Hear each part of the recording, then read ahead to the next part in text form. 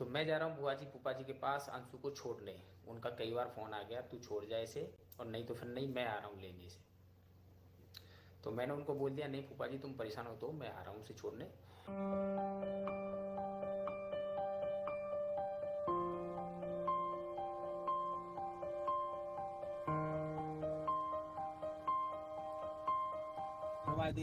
वहाँ पे आवे तो वहाँ रूम ही अभी पापा मम्मी लोग हैं, ठीक है, वहाँ पे से आती हूँ तो वहाँ से पापा मम्मी लोग जाते हैं। Hello friends, welcome to my YouTube channel life जरा हटके। तो फ्रेंड्स, अंशु अब रहने जा रही है शिवपुरी, क्योंकि जो सपना के सास ससुर है उन्होंने अंशु को अपने पास रहने के लिए बुलाया है। और अब अंशु उन्हीं के पास रहेगी, क्योंकि वो अब अकेले पड़ गए हैं, तबीयत भी उनकी ठीक नहीं रहती है।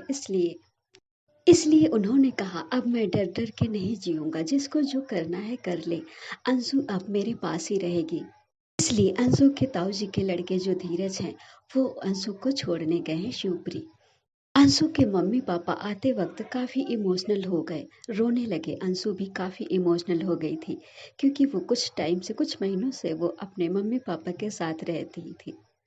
अंशु ने कहा, पहले इतना उनको फर्क नहीं पड़ता था, लेकिन अब मैं उनके साथ रहती थी, इसलिए वो आते वक्त काफी इमोशनल हो गए, रोने लगे।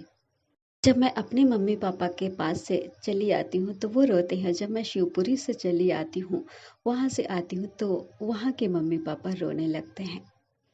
और अब मैं शिवपुरी में ही रहने जा रही हूँ, वहीं रहूँगी मैं। पापा ने मुझे बुलाया है और अब उनकी तबीयत भी ठीक नहीं रहती, तो उनके पास कोई न कोई रहना चाहिए।